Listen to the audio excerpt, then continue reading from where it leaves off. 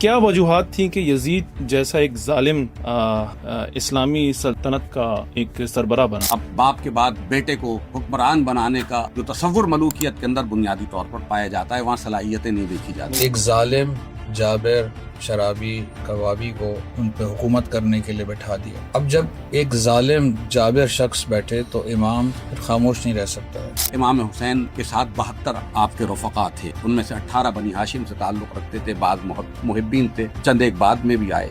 یہ کوئی امام حسین کی نالج میں یہ بات اچھی طریقے سے تھی کہ دیکھیے اس کا نتیجہ کیا نکلے۔ میں کہتا ہوں حسینی ہونا یا حسینی نہ ہونا، اگر کوئی یہ کہتا ہے نا کہ نہیں میں تو یزید کے ساتھ بھی نہیں ہوں، میں تو ایک درمیان کی کوئی شے نہیں ہے، یا جنت ہے یا دوزخ۔ اعوذ باللہ من الشیطان الرجیم، بسم اللہ الرحمن الرحیم۔ السلام علی الحسین وعلی علی ابن الحسین وعلی اولاد الحسین وعلی اصحاب الحسین۔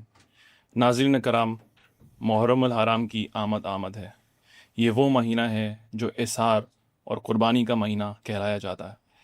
اس ماہ میں 2 محرم کو امام حسین سن 61 ہجری میں اپنے اہل و عیال و اصحاب کے ساتھ کربلا میں وارد ہوتے ہیں اور ایسی عظیم قربانی پیش کرتے ہیں جو رہے وقت تک کے لیے مثل راہ بنتی ہے۔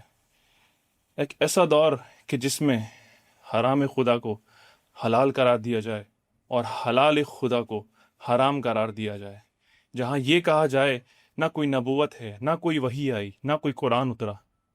ایسے میں یہ جگر گوشہ رسول اور بی بی فاطمہ اور امام علی علیہ السلام کے جگر گوشہ امام حسین علیہ السلام کیسے گھر بیٹھ سکتے تھے؟ مدینہ سے جب ان کا سفر جاری ہوتا ہے، جو کربلا میں 2 محرم کو جو وارد ہوتے ہیں، اس وقت امام حسین علیہ السلام نے جو قربانی دی اس کے حوالے سے بات کرنے کے لیے، اور موجودہ دور میں امام حسین علیہ السلام کی اس قربانی پر آج کے جو عوام ہیں وہ کیا اس پر تاثر رکھتے ہیں، اس حوالے سے بات کرنے کے لیے اسٹوڈیو میں ہمارے ساتھ موجود ہیں ہیئت عامہ مساجد کے جنرل سیکرٹری جناب علامہ اصغر شہیدی صاحب۔ السلام علیکم مولانا صاحب۔ السلام۔ ساتھ ہمارے موجود ہیں جمعیت علماء پاکستان سندھ کے صدر جناب سید عقیل انجم قادری صاحب۔ السلام علیکم مولانا صاحب۔ وعلیکم السلام ورحمۃ اللہ وبرکاتہ۔ آج محرم الحرام کی جیسے آمد ہے، تو اس حوالے سے میں علامہ اصغر صاحب سے پوچھنا چاہتا ہوں کہ جو مدینے سے جو سفر جاری تھا 28 رجب المرجب کے بعد، تو امام علیہ السلام کے کیا موٹیوز تھے، کیا پرپس تھے کہ وہ اس طویل سفر کے لیے روانہ ہوئے؟ اعوذ باللہ من الشیطان الرجیم، بسم اللہ الرحمن الرحیم، الحمدللہ رب العالمین، وصلی اللہ علی محمد واہل بیتہ الطیبین الطاہرین، لا سیما بقیت اللہ فی الارضین، روحی وارواح العالمین لتراب مقدمہ الفدا، ولعنت الدائم الابدی علی اعدائم اجمعین من الآن الی قیام یوم الدین۔ امام حسین علیہ السلام کا یہ واقعہ، یہ نہضت، یہ تحریک، یہ اتنی اہم ہے کہ جس نے تاریخ کا رخ موڑا اور ایک مقصدیت کہ جو رسول اللہ محمد مصطفیٰ صلی اللہ علیہ وآلہ وسلم کی رحلت کے بعد مدھم پڑتی رہی، اور آخر میں جب امام حسین کا دور آتا ہے تقریباً یہ ناپید ہوئی کہ خطبات کے اندر یہ ملتا ہے کہ معروف کو منکر اور منکر کو معروف، یعنی نیکی کو برائی میں سمجھا جاتا تھا اور برائی کو نیکی سمجھا جاتا تھا۔ یعنی اگر کوئی باقاعدہ نمازی پرہیزگار ہے تو اس کا مذاق اڑایا جاتا تھا، اور جو شرابی ہے، ناچ گانے دیکھتا ہے تو اس کی تعریف ہوتی تھی جیسے وہ شراب۔ تو ایک برائی پھیلتی جا رہی تھی اور ساری چیزیں ہیں۔ اور سب سے بڑی بات یہ ہے کہ ایک ظالم جابر شرابی کوابی کو مسلمانوں کی حکومت، ان پہ حکومت کرنے کے لیے بٹھا دیا۔ اب جب ایک ظالم جابر شخص بیٹھے تو امام پھر خاموش نہیں رہ سکتا ہے. بالکل. اور امام حسین علیہ السلام نے بھی کوشش کی، اور جب ان کے بھائی محمد ابن حنفیہ نے محمد حنفیہ نے جب اس پہ انہیں روکنا چاہا کہ بھائی آپ روکیں، ہم حمایت کریں گے اور ہم آپ کا ساتھ دیں گے اور ساری باتیں، تو امام نے ایک خطبہ ارشاد فرمایا، اور جس میں پروردگار کی حمد و ثنا کے بعد پروردگار کی حقانیت کو پہلے بیان کرتے ہیں، اور اس کے بعد فرماتے ہیں انی لم اخرج اشرم ولا بطرا ولا مفسدا ولا ظالما، کہ میں جو نکل رہا ہوں اس میں کسی حکومت کے لیے، کوئی مال جمع کرنے کے لیے نہیں نکل رہا ہوں، کوئی فتنہ اور فساد کے لیے نہیں نکل رہا ہوں. پھر کس لیے نکل رہے ہیں؟ پھر کیوں قیام کر رہے ہیں؟ امام حسین علیہ السلام فرماتے ہیں کہ من ان ارید ان اطلب ان آمر بالمعروف وانہا عن المنکر واسیر بسیرت جدی ابی علی ابن ابی طالب، کہ میں چاہتا ہوں امر بالمعروف کروں، نہیں عن المنکر کروں، اور اپنے جد رسول اللہ کی اور اپنے بابا علی مرتضیٰ کی سیرت پر گامزن رہوں. یہ وہ مقصد ہے کہ جو معاشرے میں فساد اور فتنہ پیدا ہو چکا تھا اس کے مقابلے میں کھڑا ہونا. اور دوسری بات اس کے اندر ہے کہ ایک معاہدہ امام حسن اور امیر شام کے درمیان ہوا تھا، اور اس معاہدے کے مطابق بھی جو حکومت تھی وہ بنو ہاشم کے پاس واپس آنی تھی، یعنی امام حسن اگر حیات ہوتے تو ان کو ملتی، اور ان کے اگر وہ نہیں تھے تو اس کے بعد امام حسین کو ملنی تھی. لیکن جسے کہتے ہیں بریچ آف کانٹریکٹ ہوا، توڑا گیا اس چیز کو جو عہد و پیما ہوا تھا. تو یہ بھی ایک اپنی جگہ پر اہم وجہ بنتی ہے، خود یہ اپنی جگہ کے اوپر ہے.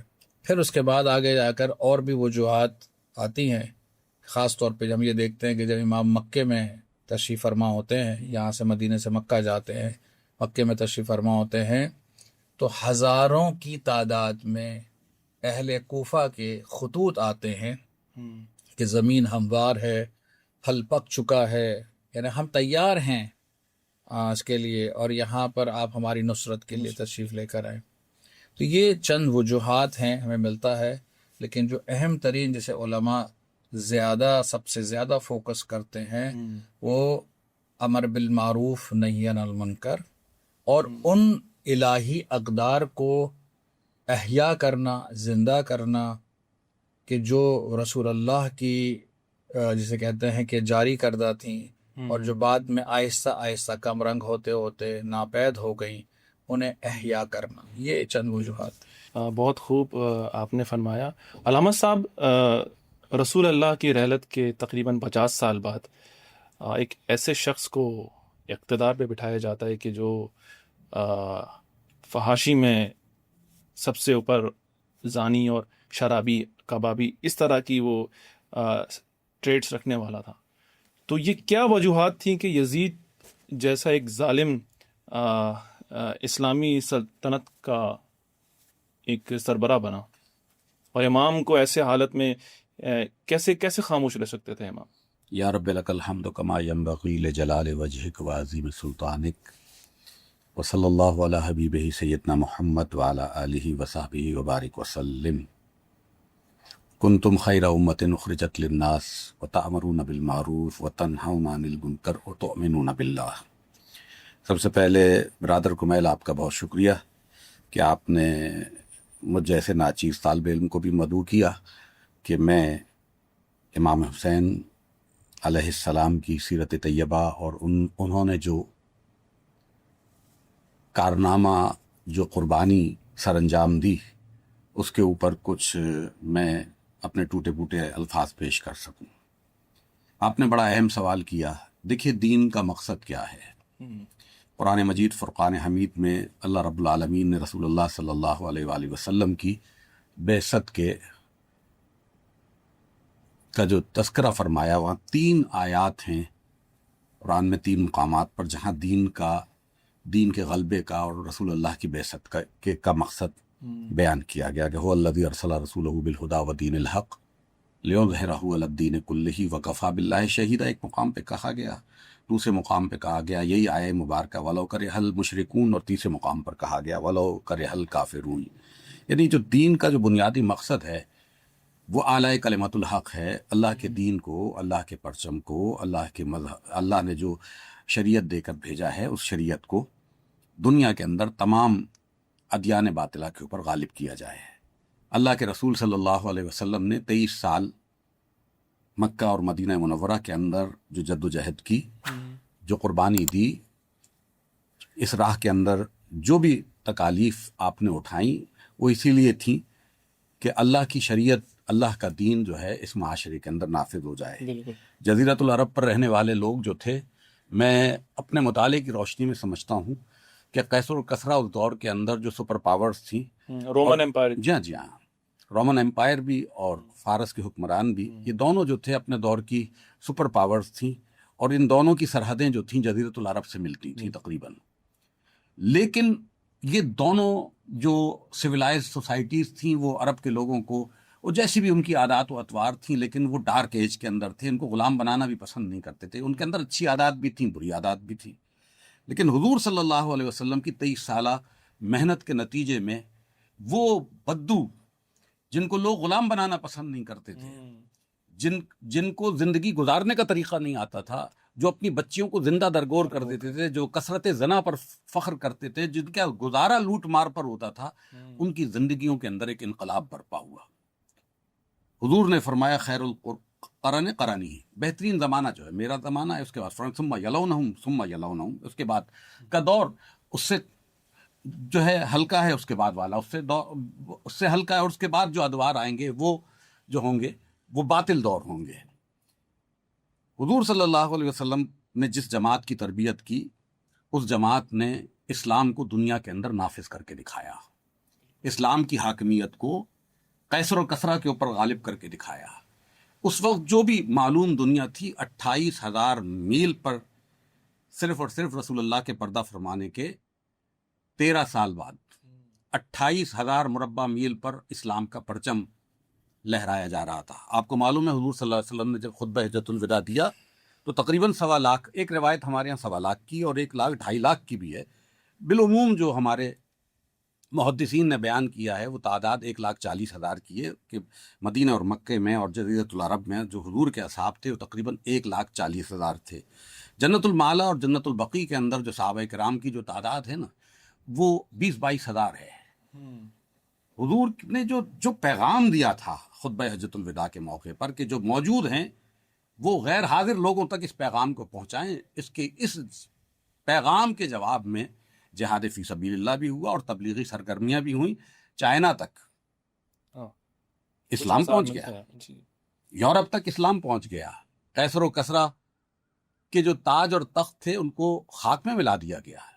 یہ اسے وہ شعر تو کسی جو ہے حضرت اسماعیل کے بارے میں ہے کہ یہ فیضان نبوت تھا کہ مکتب کی کرامت تھی، سکھائے کس کو اسماعیل نے آداب فرزندی۔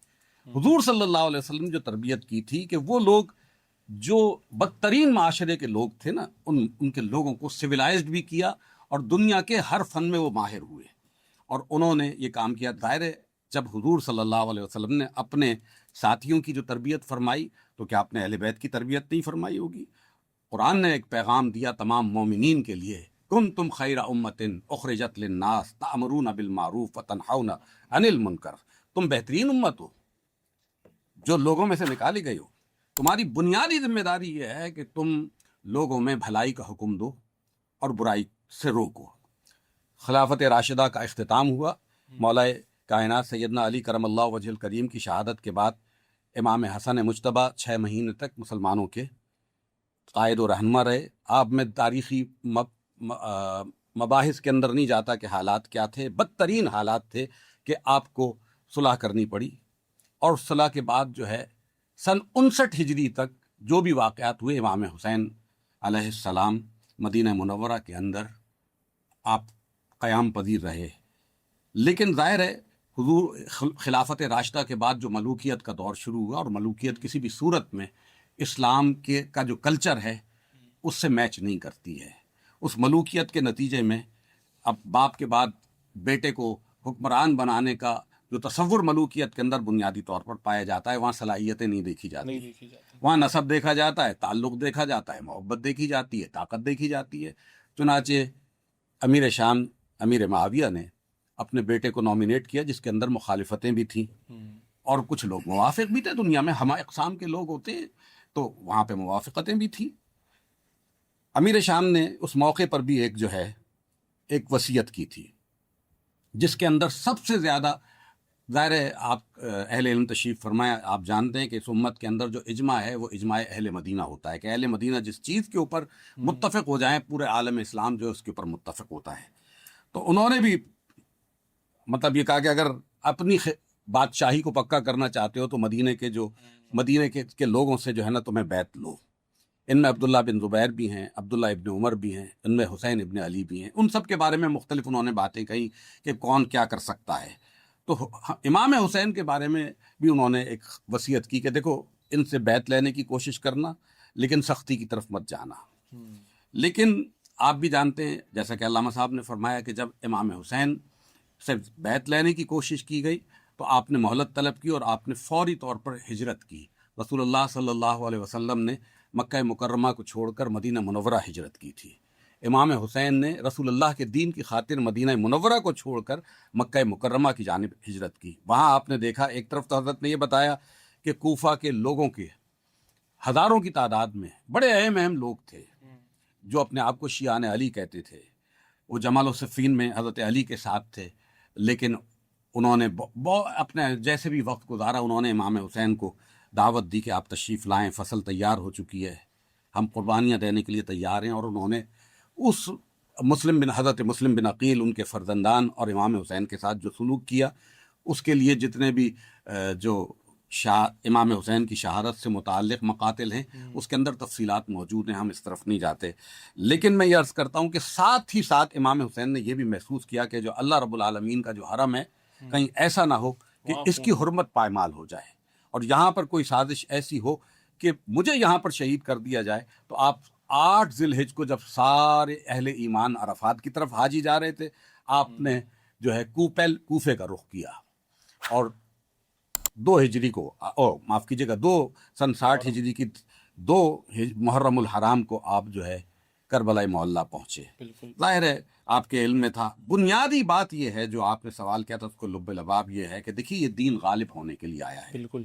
اور امام حسین نے محسوس کیا تھا، راستے میں آپ نے کئی مقامات پہ جو خطبات ارشاد فرمائے وہ یہی تھے کہ اللہ کے رسول کی یہ بات ان کانوں نے سنی ہے کہ ایک دور ایسا آئے گا کہ ایسے حکمران تم پہ مسلط ہو جائیں گے جو حرام کو حلال قرار دے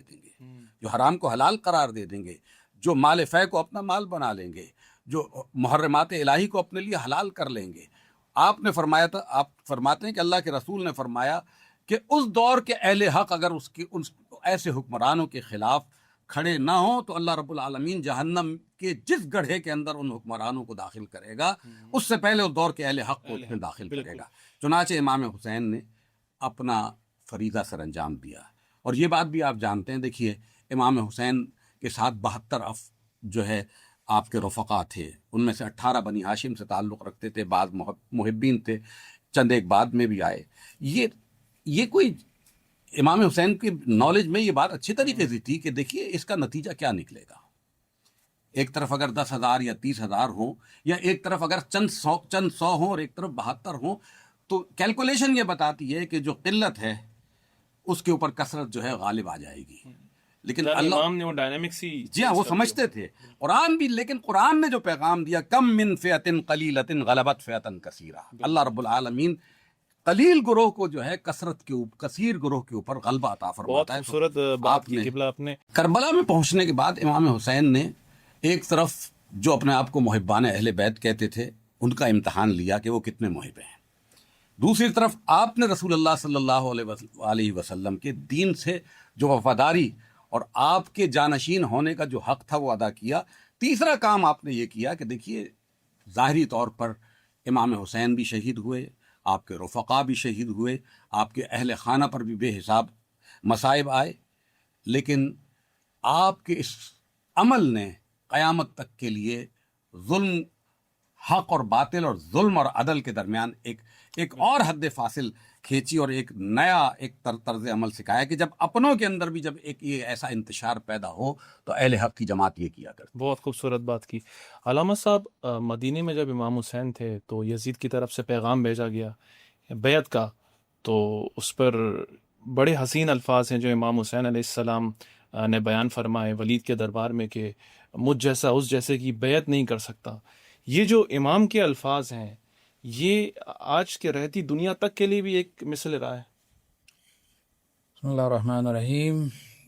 دیکھیں، آئمہ علیہ السلام کی اور انبیاء علیہ السلام کی جو سیرت ہوتی ہے وہ ابتدا سے آخر تک ان کے لیے ہم یعنی آتی دنیا تک کے لیے ایک مشعل راہ ہے، اور ہمیشہ تاریکیوں میں انسانوں کو جو حق جو انسان ہیں انہیں رہنمائی کرتی ہے۔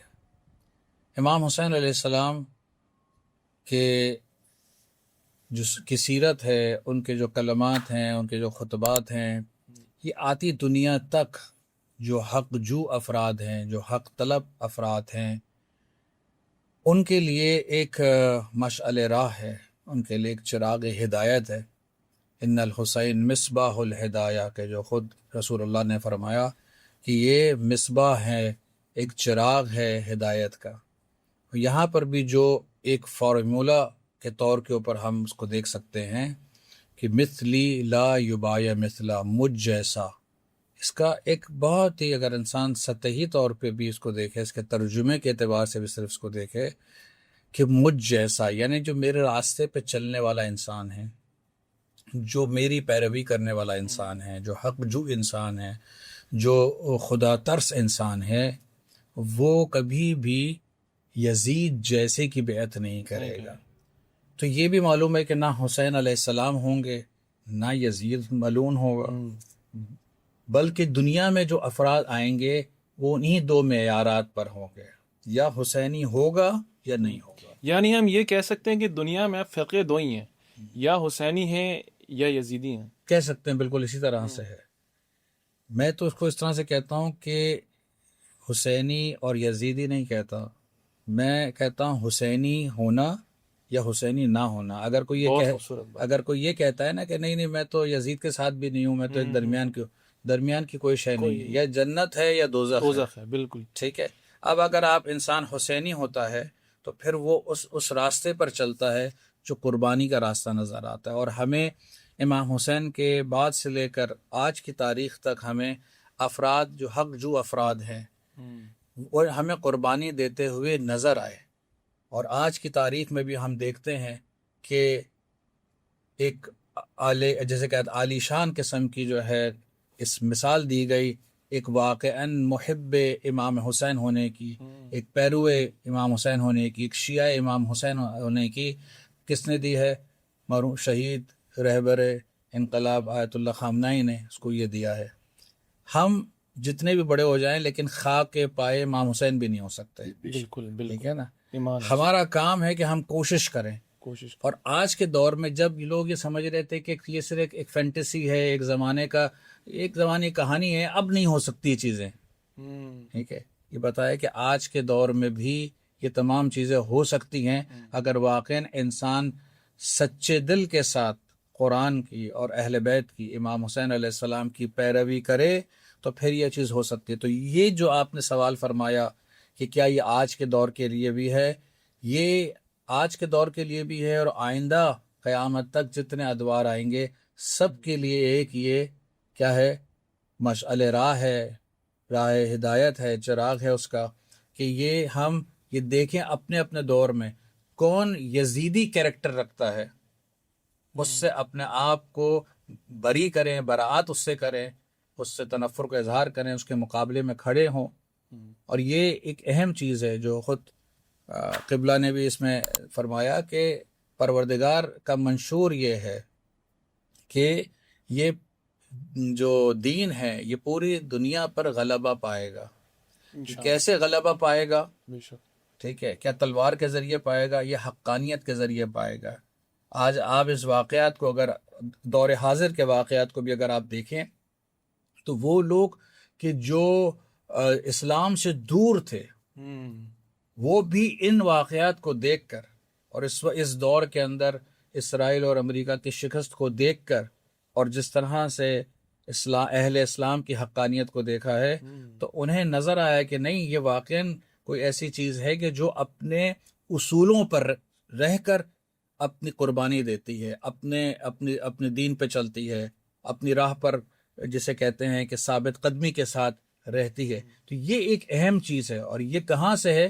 یہ امام حسین سے، یہ درس کربلا ہے، یہ درس امام حسین علیہ السلام ہے کہ جو ان سے درس لیتے ہیں۔ بہت خوبصورت بات۔ علامہ صاحب، امام حسین علیہ السلام کا جو قیام تھا وہ رہتی دنیا تک کے لیے ایک مثالی قیام تھا۔ تو واقعہ کربلا کے بعد بھی کچھ ایسے موومنٹس آئے بنو امیہ اور بنو عباس کے خلاف، لیکن وہ ہم دیکھتے ہیں کس طرح سے انہوں نے کرش کیے گئے۔ تو کیا آپ دیکھتے ہیں کہ یہ جو خون حسین کا جو بدلہ ہوگا وہ امام مہدی کے ظہور کے بعد ہی یہ بدلہ لیا جائے گا اور دنیا بھر سے ظلم کا خاتمہ ہوگا؟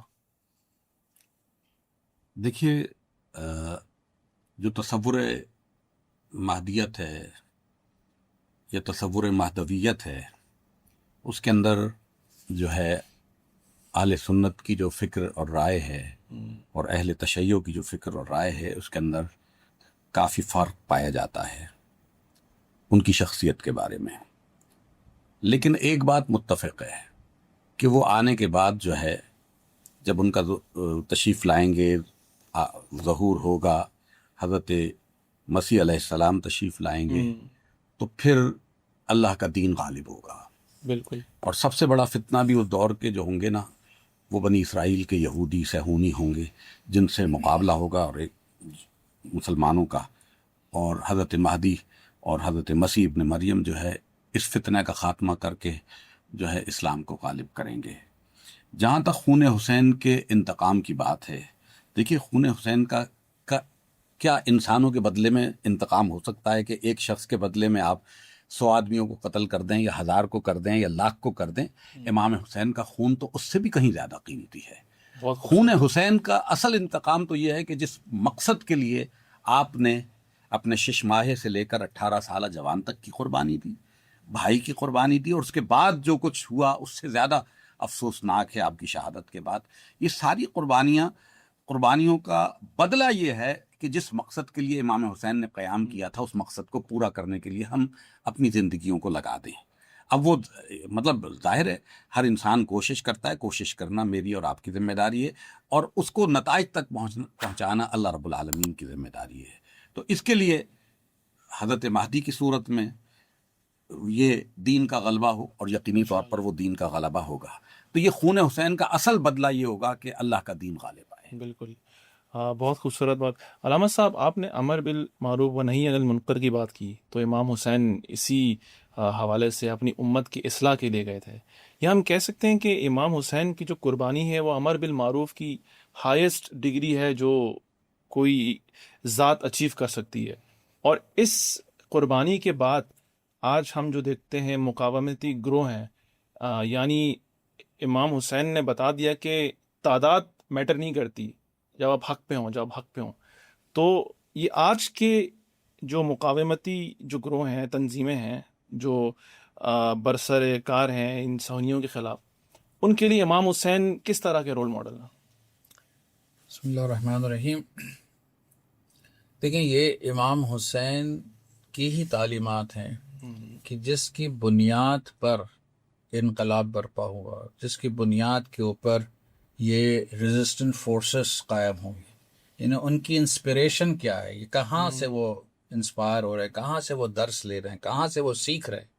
ٹھیک ہے، وہ جو قرآن مجید کی تعلیمات کا جو خوبصورت چہرہ کربلا میں امام حسین نے دکھایا، جس کی وجہ سے تمام حقجو افراد، تمام آزادی طلب افراد اس نمونے عمل کی طرف دیکھتے ہیں کہ یہ مجسم قرآن مجید ہیں، اور آج ہمیں انہیں دیکھ کر ان کی پیروی کرنے کی ضرورت ہے۔ تو آج جتنی بھی انسپریشن ہیں کہ ہمیں اس معاشرے کے اندر اصلاح کرنی چاہیے، یہ جو قبلہ انجم صاحب نے بھی فرمایا، اس میں یہی ایک نقطہ ہے کہ ہم اطلاع کلمت اللہ، اس کے لیے یہ ہے تمام انبیاء کی جو کوشش تھی، تمام ائمہ علیہ السلام کی کوشش تھی، اور ان کے بعد تمام صلحاء کی، تمام نیک افراد کی، تمام اہل حق کی جو بھی کوشش ہے وہ یہ ہے کہ کلمت اللہ ہی العلیٰ، کہ جو پروردگار نے فرمایا ہے کہ اس کو بلند کیا جائے۔ اب اس کی بلندی کے لیے ایک اہم جو ریڑھ کی ہڈی کا کام کرتی ہے وہ امر بالمعروف اور نہی عن المنکر، یعنی معاشرے کی اصلاح ہونا۔ اگر معاشرے میں برائی ہے تو حکومت الہی یا احکامات الہی کبھی معاشرے میں رائج نہیں ہوں گے۔ لوگ تو جہاں پر جیسے کہتے ہیں اپورچونسٹ بن جاتے ہیں، مٹیریلسٹ بن جاتے ہیں، تو پھر لوگ اس کی طرف جاتے ہیں۔ تو ان کو الہی قوانین کی طرف لانے کے لیے اہل بیت کی جتنی بھی قربانیاں آپ دیکھیں گے وہ ہے کس لیے؟ وہ کہتے ہیں کہ یہ جو معاشرے کے اندر اس وقت جو قرآن سے دوری ہے، جو اسلام سے دوری ہے، یہ صحیح نہیں ہے، اور اس کے لیے تمام جد و جہد کی جاتی ہے۔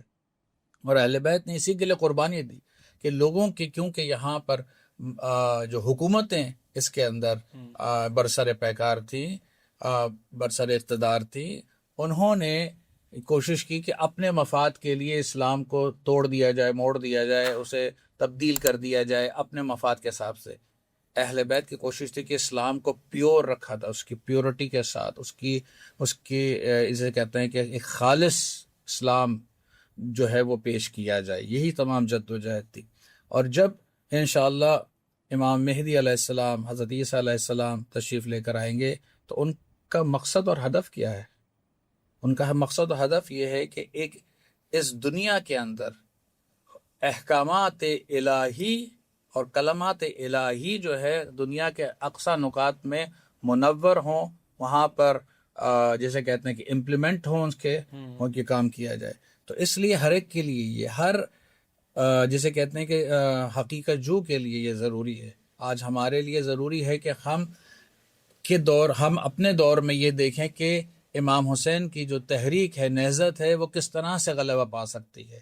جس طرح سے ہم اپنے ذات کے لیے مثال لیتے ہیں حضرت موسیٰ علیہ السلام کی جد و جہد کی، ہم حضرت ابراہیم علیہ السلام کی جد و جہد کی، ہم رسول اللہ کی جد و جہد کی ہم مثال لیتے ہیں، اسی طرح سے جو مجسم نظر آئے کہ دیکھیں یہ ایک اس سے بڑھ کر کیا ہو سکتا ہے کہ اسلام کی بقا کے لیے، اسلام کے الہی اقدار کے تحفظ کے لیے امام حسین نے اپنی جان بھی قربان کر دی اور اپنے آل و اولاد کی، اپنے اصحاب کی جان قربان کر دی۔ یہ ایک اہم چیز ہے۔ یہی ہمیں انسپریشن تو نظر آتی ہے آج کے دور کے اندر۔ وہ انسان کو جو ایک اسلامی دنیا کا اتنی بڑی شخصیت تھی، جس کو ہر انسان کہے گا کہ تمہیں محفوظ رہنے کی ضرورت ہے۔ آیت اللہ خامنہ نے کہا نہیں، میں اپنے طور سے رہوں گا، جب موت لکھی ہوگی آئے گی۔ ٹھیک ہے، یہ کہاں سے ہے؟ یہ انسپریشن کہاں سے ہے؟ امام حسین علیہ السلام سے آئی ہے کہ اگر میرے خون سے کوئی فائدہ پہنچ سکتا ہے تو میں اس کو قربان کروں۔ امام حسین نے قربان کیا۔ آج آپ دیکھیں اگر اسلام کی واقعاً بقا ہے، جو تھوڑا بہت بھی اسلام آج بچا ہے، وہ امام حسین کی قربانی ہے۔ بالکل، اگر یہ نہ ہوتی، چاہے کسی شکل میں بھی ہو، بگاڑ آیا ہے بعد میں نہیں کہہ رہا، لیکن اسلام کی بقا امام حسین کے خون کی وجہ سے ہے، اور یہ خود ایک اہم چیز ہے، اور یہی ایک مشعل راہ رہے گا آتی دنیا تک انشاءاللہ۔ قبلہ آپ بھی سوال کے حوالے سے اگر کچھ فرمائیں۔ دیکھیے، حضرت نے جو علامہ اصغر شہیدی صاحب نے جو فرمایا کہ ظاہر امام حسین علیہ السلام نے جو قربانی دی تھی وہ اللہ کے دین کے غلبے کے لیے دی تھی، اور عصر حاضر میں اور ماضی میں جتنی بھی تحاریک غلبہ دین کے لیے جو کھڑی ہوئیں، جن شخصیات نے ان تحاریک کو منظم کیا، تو ظاہر ہے ان کے سامنے سیرت مصطفیٰ کریم صلی اللہ علیہ وآلہ وسلم اور آپ کے تربیت یافتہ افراد کی جو جدوجہد تھی، اور بالخصوص اہل بیت کی جو جدوجہد تھی، وہ ان کے سامنے تھی۔ کربلا جو ہے ایک پوائنٹ آف ٹرننگ ہے، بالکل، اور عملی طور پر وہ ہر اس شخص کے اندر بیداری، جذبہ اور قربانی کا جذبہ اور شہادت کا جذبہ پیدا کرتا ہے جو اللہ کے دین سے محبت رکھتا ہے۔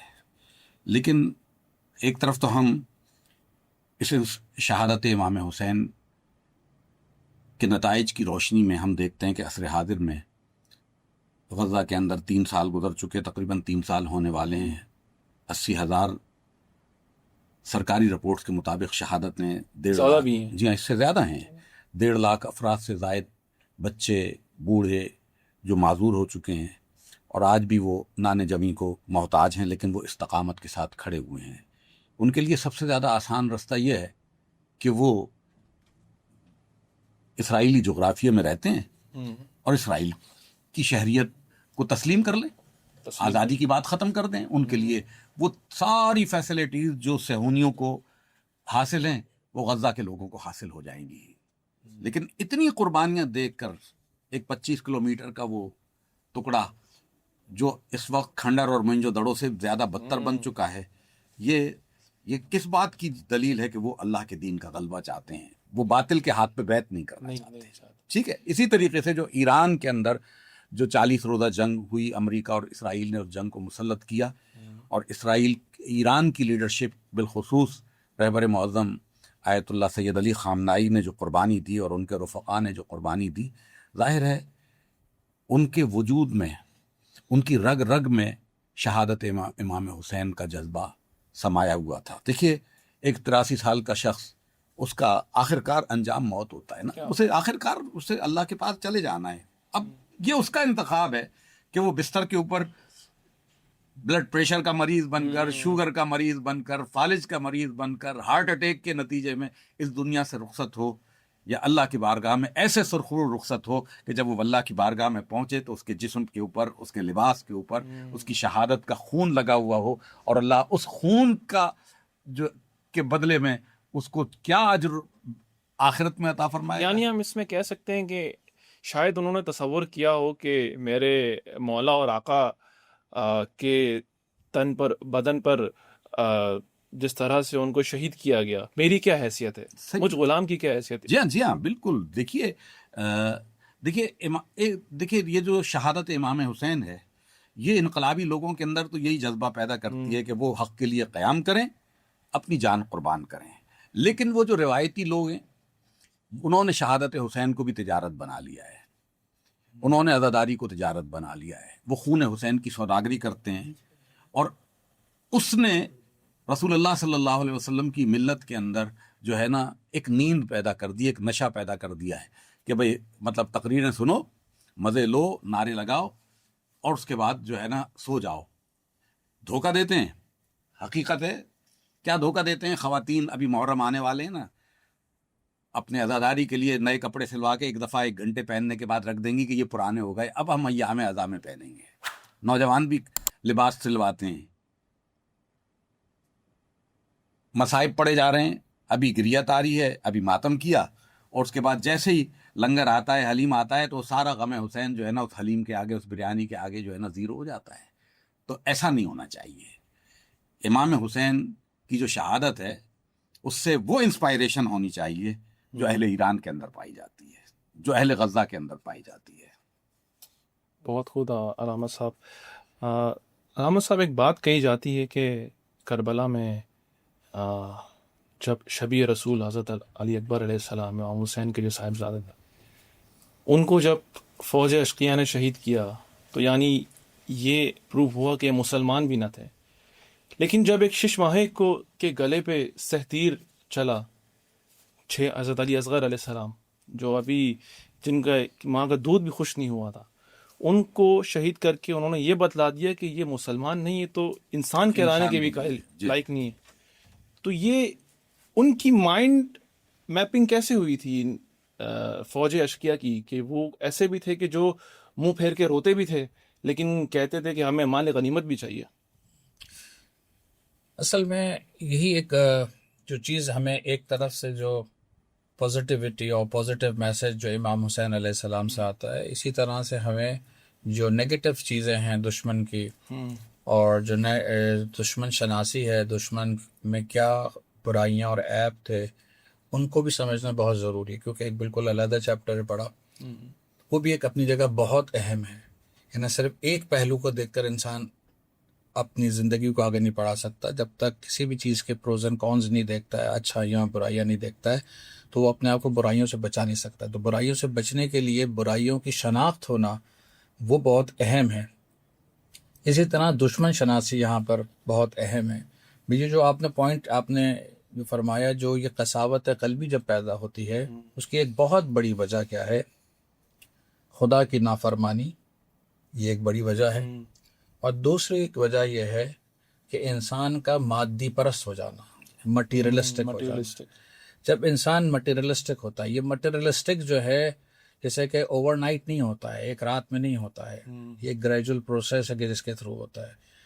تو جو افراد اہل کوفہ جو آئے اور امام حسین کے خلاف کھڑے ہوئے، جنہوں نے خطوط لکھے تھے، انہوں نے بلایا تھا اور پھر ان کے خلاف کھڑے ہو گئے، تو وہ کیا چیز تھی کہ جنہوں نے انہیں 180 درجے تبدیل کیا؟ یہ وہ لالچیں تھی کہ جو یزید کے نمائندے نے یہاں پر ان کو دی کہ اگر یا تو تم اپنی زندگی دے دو یا تمہیں قتل ہو جاؤ گے. یعنی خوف طاری، یا خوف ہے یا لالچ ہے. تو یہاں پر ایک بہت بڑی تعداد جو ہے اس لالچ میں آ گئی.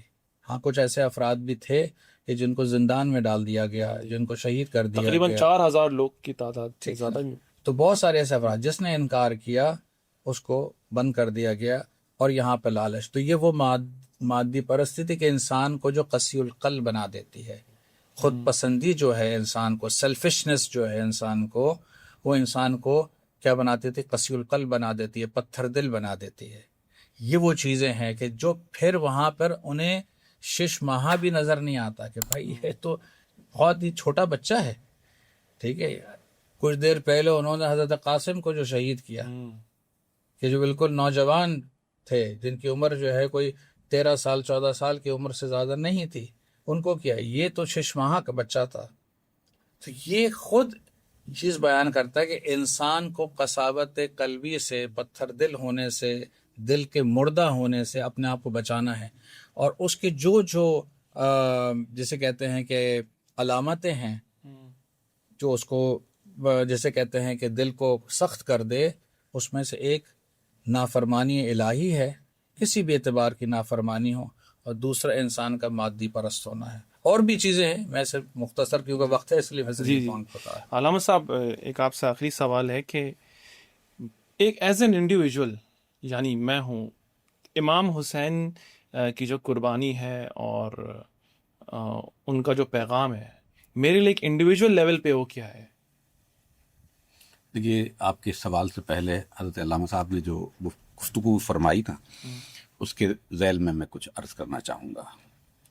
یہ عربوں کے اندر یہ جو قساوت قلبی تھی، وہ جو ہے ان کی نیچر کا حصہ تھی. یہ ہیومن نیچر کا بھی حصہ ہے. حضور صلی اللہ علیہ وسلم نے فرمایا کہ مجھے اپنے بعد اس بات کا تم لوگوں سے خوف نہیں ہے کہ تم مشرک ہو جاؤ گے، مجھے اس بات کا خوف ہے کہ تم حب دنیا میں جو ہے ایک دوسرے کی گردنیں کاٹنے لگو گے.